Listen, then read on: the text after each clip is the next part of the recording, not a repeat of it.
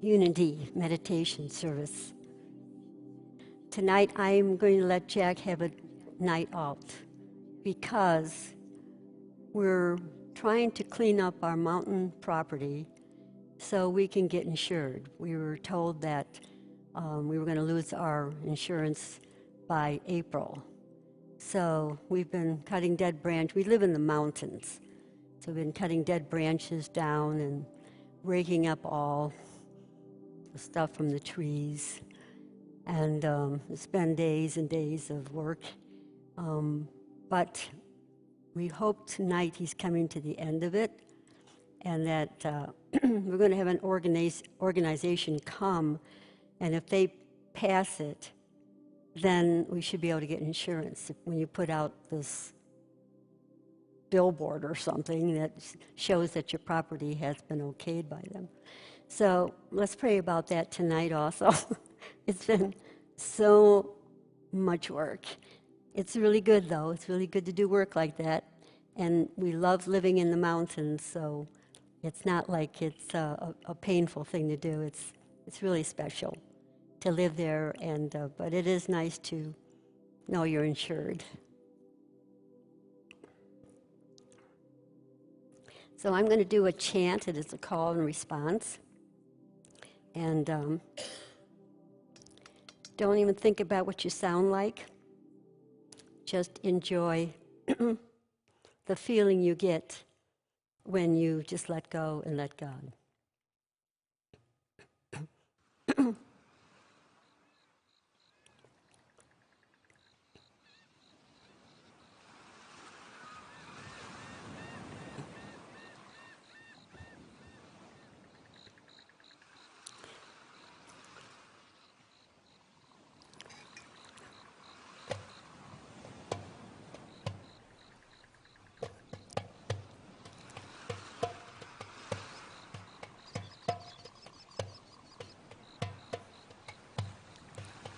Creator of all life,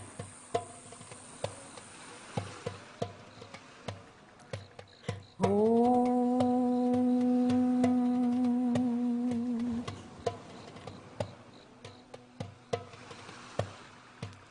What a blessed world we live in.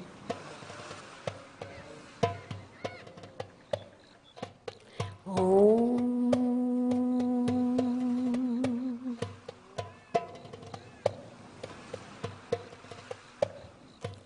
Sacred water, sacred air.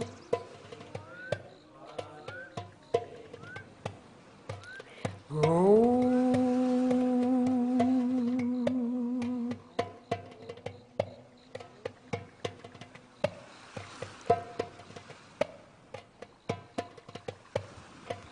Bless the wisdom of the Holy One. Om.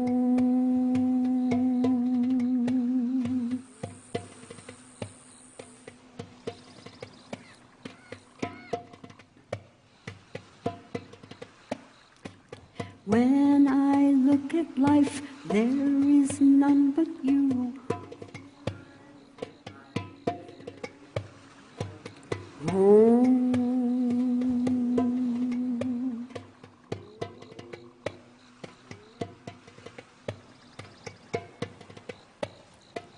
I breathe in, I breathe out you. Om.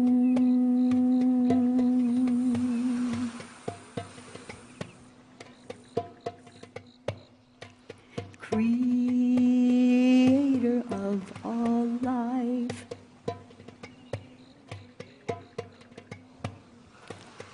Om.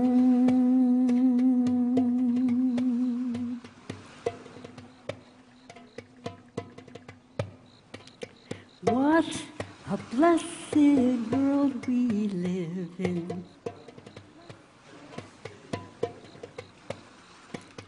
Om.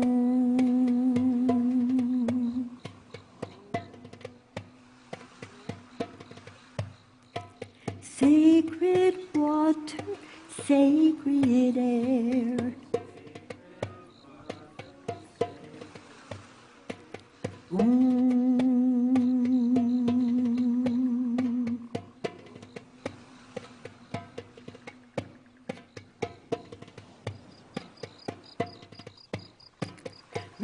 the love of the Holy One.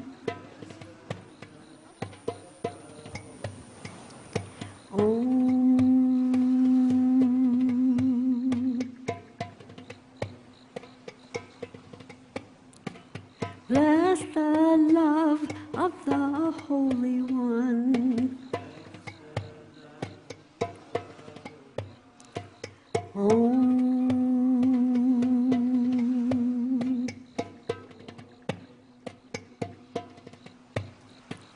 Holy, holy.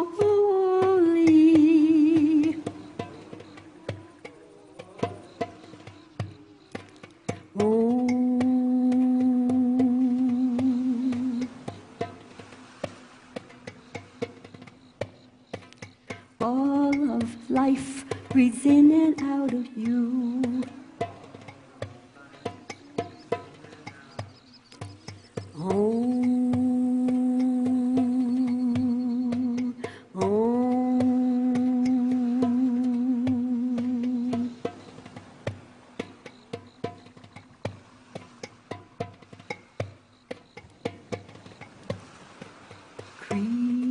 Creator of all life.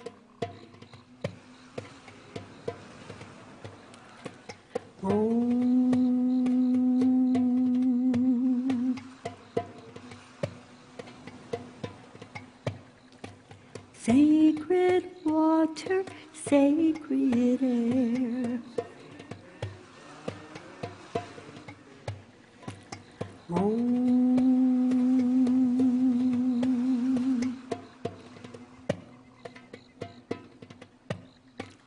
I breathe in and breathe out you.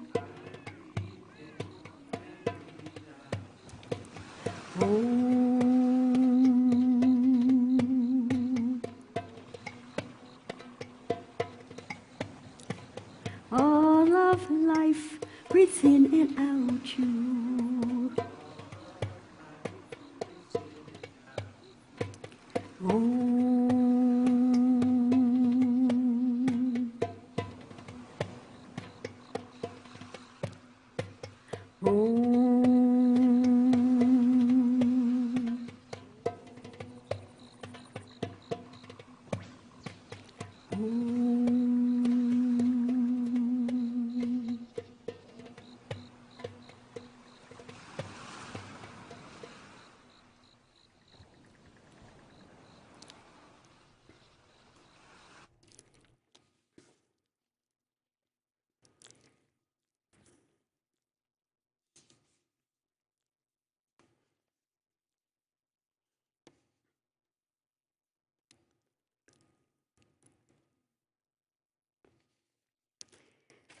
I've been guided to read lately about Myrtle Fillmore, who founded Unity with her husband Charles.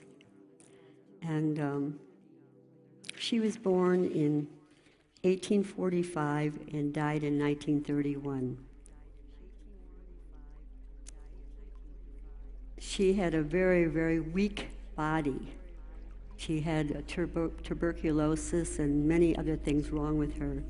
She did have 3 boys when she married Charles, she had 3 children, but she just could not get well. And they tried moving to states where it would be better for her body, and it would get a little better, and then she'd start to get ill again.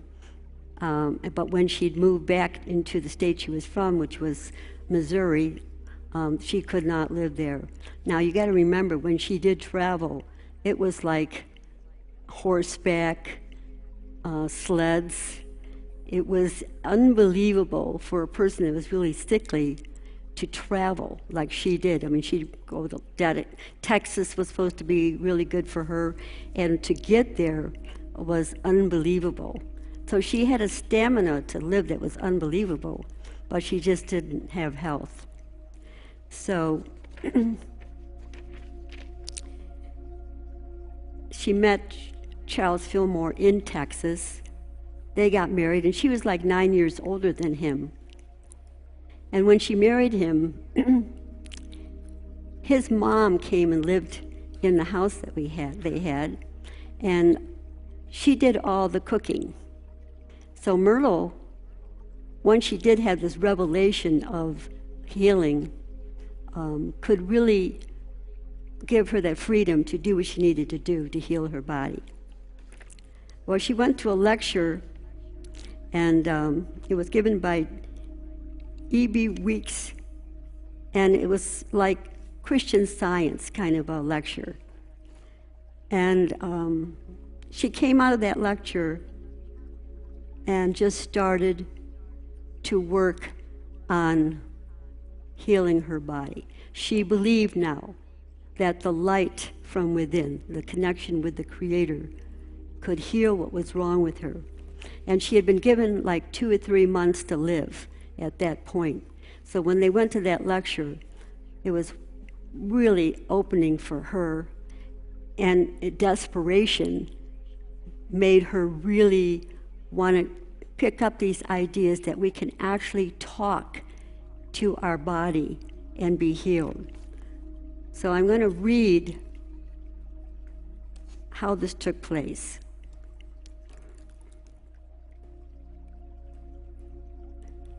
It was not enough, however, for Myrtle Fillmore to believe in and accept her own healing. She wanted to share it with Charles, with the rest of the family, and with friends.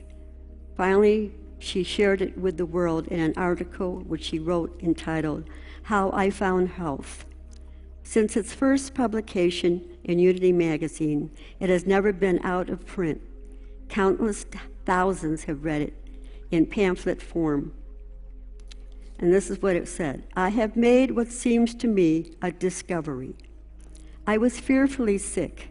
I had all the ills of mind and body that I could bear.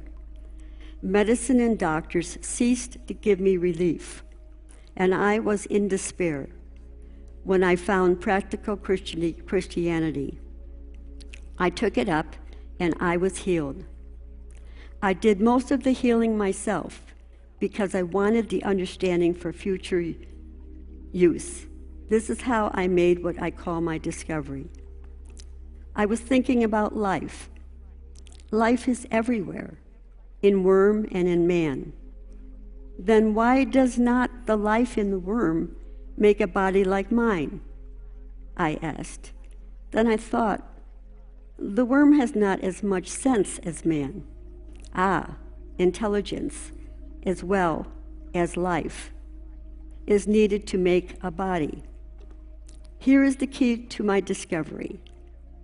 Life has to be guided by intelligence in making all forms. The same law works in my own body. Life is simply a form of energy and has to be guided and directed in man's body by his intelligence. How do we communicate intelligence? By thinking and talking, of course. Then it flashed upon me that I might talk to the life in every part of my body and have it do just what I wanted. I began to teach my body and got marvelous results. I told the life in my liver that it was not torpid or inert, but full of vigor and energy. I told the life in my stomach that it was not weak or inefficient, but energetic, strong, and intelligent. I told the life in my abdomen that it was no longer infested with ignorant ideas of disease, put there by myself and by doctors, but that it was all a thrill with the sweet, pure, wholesome energy of God. I told my limbs that they were active and strong. I told my eyes that they did not see of themselves, but that they expressed the sight of spirit, and that they were drawing on an unlimited source. I told them that they were young eyes, clear, bright eyes, because the light of God shone right through them. I told my heart that the pure love of Jesus Christ flowed in and out through its beatings, and that all the world felt its joyous pulsation.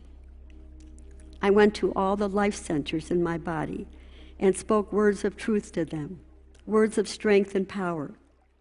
I asked their forgiveness for the foolish, ignorant course that I had pursued in the past, when I had condemned them and called them weak, inefficient, and diseased. I did not become discouraged at their being slow to wake up, but kept right on, both silently and aloud, declaring the words of truth until the organs responded. And neither did I forget to tell them that they were free, unlimited spirit. I told them that they no longer were in bondage to the carnal mind, that they were not corruptible flesh, but centers of life and energy omnipresent. Then I asked the Father to forgive me for taking his life into my organism and there using it so meanly. I promised him that I would never, never again retard the free flow of that life through my mind and my body by any false word or thought, that I would always bless it and encourage it with true thoughts and words in its wise work of building up my body temple, that I would use all diligence and wisdom in telling it just what I wanted to do. I also saw that I was using the life of the Father in thinking thoughts and speaking words, and I became very watchful as to what I thought and said. I did not let any worried or anxious thoughts into my mind, and I stopped speaking gossipy, frivolous, angry words. I let a little prayer go up every hour that Jesus Christ would be with me and help me to think and speak only kind, loving, true words. And I am sure that he is with me because I am so peaceful and happy now. I want everybody to know about this beautiful true law and to use it. It is not a new discovery, but when you use it and get the fruits of health and harmony, it will seem new to you, and you will feel that it is your own discovery. Now, how many of us have the perseverance to do what she did? Does it come from the Spirit just took over her mind, took over her body, and helped her just stick to the regimen that she did? It took her 2 years to completely heal her body. But this one was dying in a few months. And she had the perseverance to do that. She had 3 boys she was raising. She had birthed 3 children. Charles Fillmore grasped onto these principles. He healed himself. They lived a really long life, healthy. She kind of thought that she was going to resurrect her body. She was going to stay in her body. And she lived to 84, 85, 86. And she was not ill. She walked up 4 flights of stairs to write her healing letters, which she did every day. That was her ministry. She told the people that worked there that she was going to be communicating with them on the other side now. They were blown away because never ever did she ever talk about not resurrecting her body.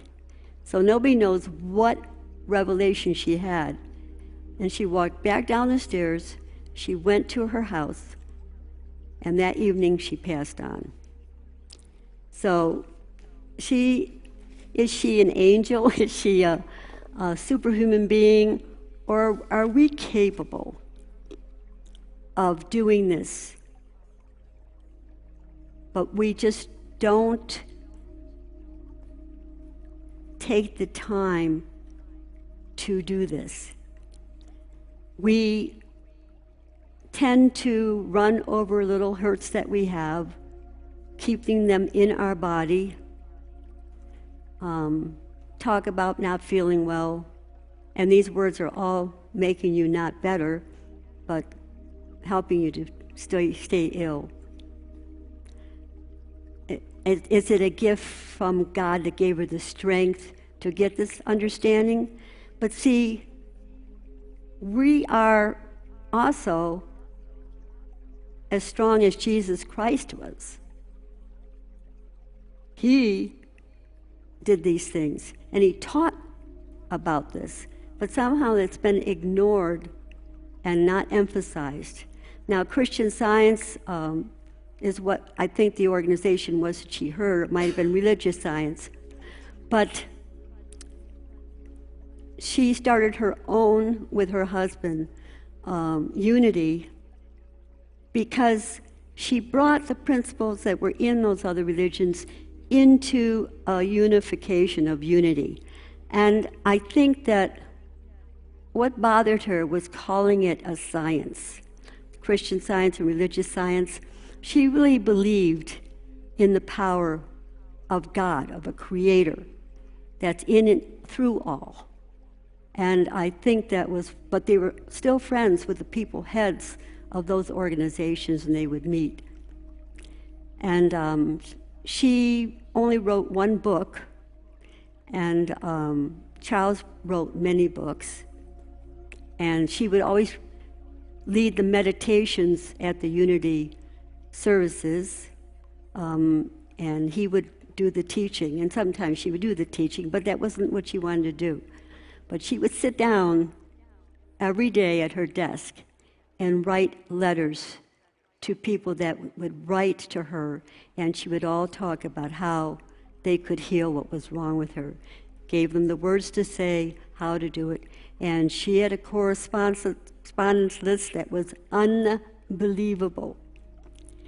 And so I don't know why it's come upon me to, I do know why, because it was my time to open up to her. I raised my children on natural remedies. I did homeschooling, and that was because my son Dell went to school with a shirt that he had done some artwork on, and when he came home he didn't have it on. And I did not have a really good time in school. They say that Syracuse is one of the most prejudiced areas of New York State, and you do not know prejudice. All you know, you don't fit in anywhere. And so when that happened to him, I said, you're going to do homeschooling. And he was the oldest one. So I used a curriculum. I used mostly Waldorf material, but the reading and writing and arithmetic, that was pretty technical. I am a Capricorn, and I have to do a certain kind of process that answers to me.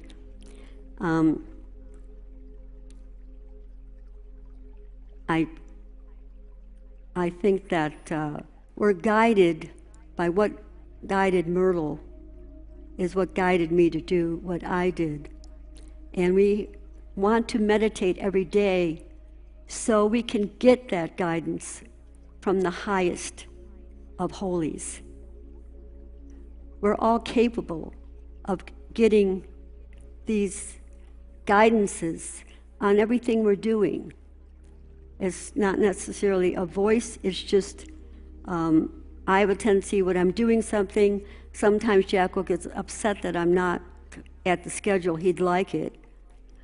But I'm sorry, when I get filled with how I'm going to do something, then I go 100 miles an hour. And I've learned to live with that guidance, and everything really turns out quite great. Jack doesn't tell me his process. I'm really not interested in his.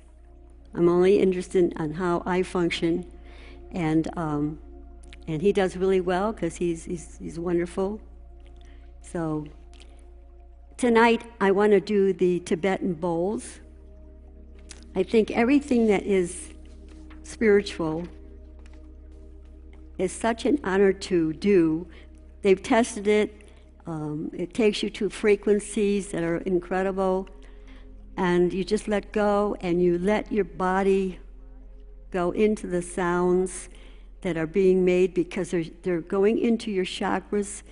They're healing. They can heal headaches, upset stomach, anger issues.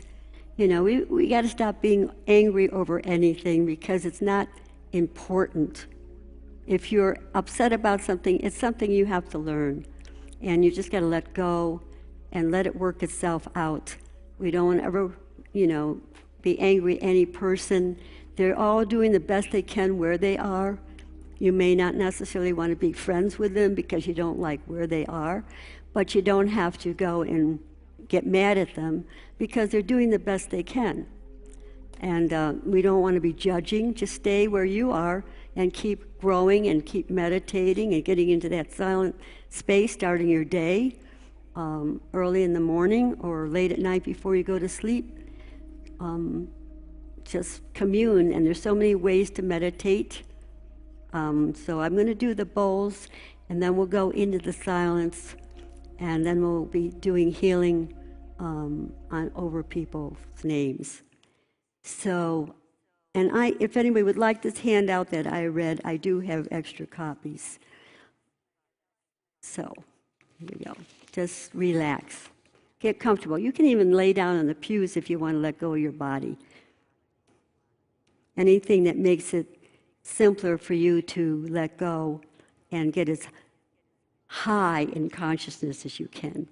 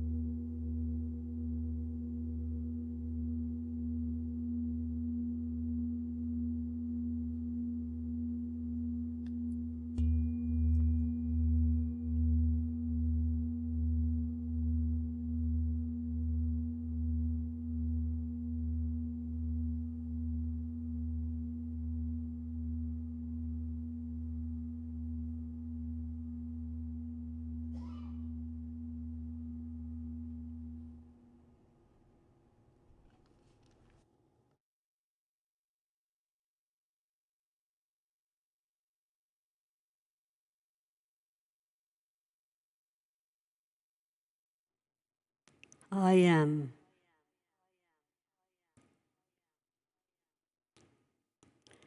I am God's life. I am. I am God's life. I am.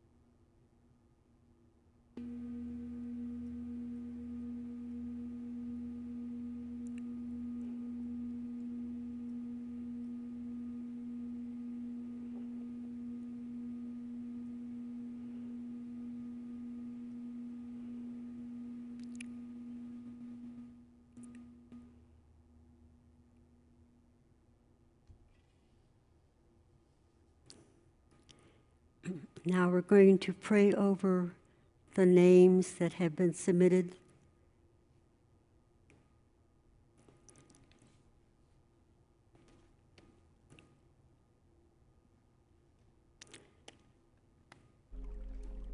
You see them surrounded by healing light.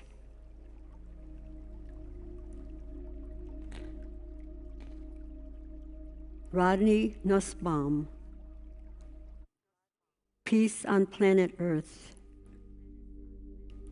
Dan and Diane Spahn, Seb, Brandon and family.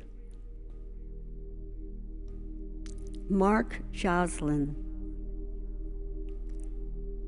Daisy and her sisters, Jean Baggy, Sue Hollinshead, Petra Iris, Corrine, Greg, Karina, Rudy, Kathy, Bob, Ginger, Duane, Eric Harris, Tony, Dominic, Karen Tim, Harvey, Kyle, Julie Masters, Sierra, Nicole, Ranvig, William Woods, Brother Richard, Spencer, Lelia, Victoria, Michael, Sky, John,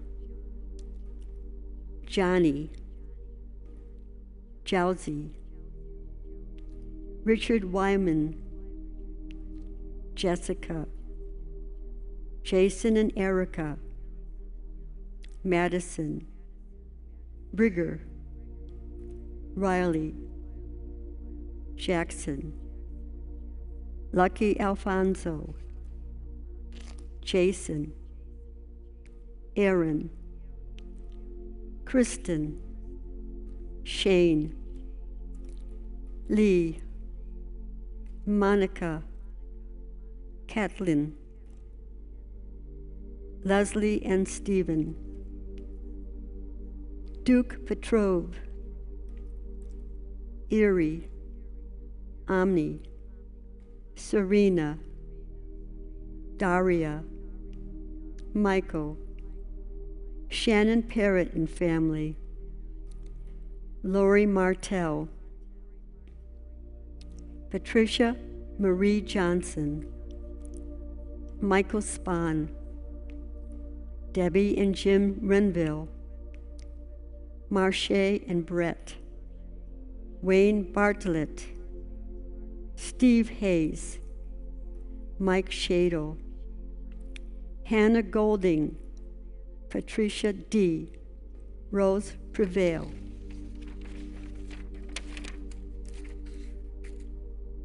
The soul of Carol Nichols, Julie Warren and Evan Sill, Jean Marie, Elaine, Maxine and Josh. And you can call out a name if you would like to do so at this time.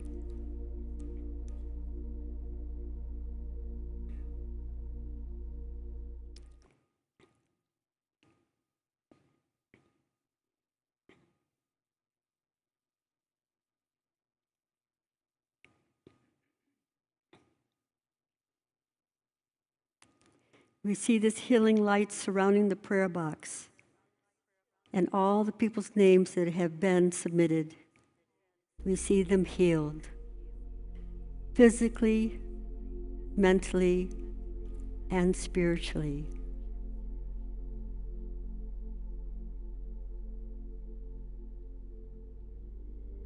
And so it is done. Amen. We'll take an offering for unity now.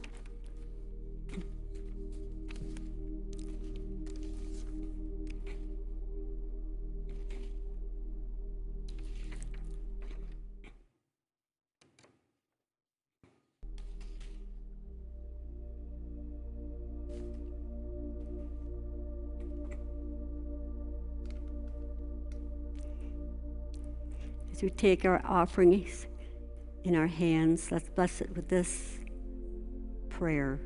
Divine love through me blesses and multiplies all that I have, all that I give, and all that I receive because I give.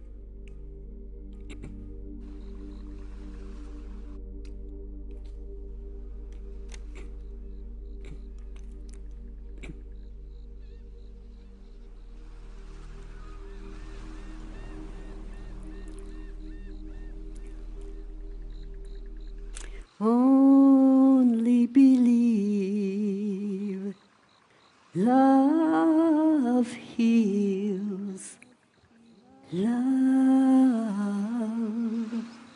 pure love heals.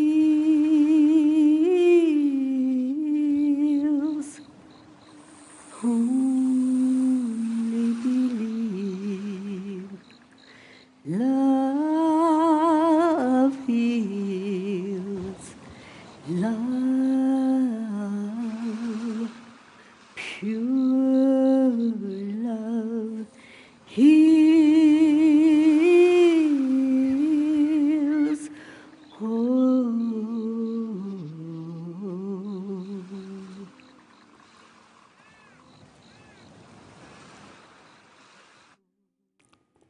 So that concludes our service, and our bookstore is open. We have refreshments in the bookstore. It's really a good chance to meet the wonderful people that do come to Unity. And I'm going to be doing the Sacred Feminine tomorrow at 12 noon. And we're rehearsing right now for the Easter production. We'll be doing a Palm Sunday. The choir will be singing. And thank you for coming. Drive safely.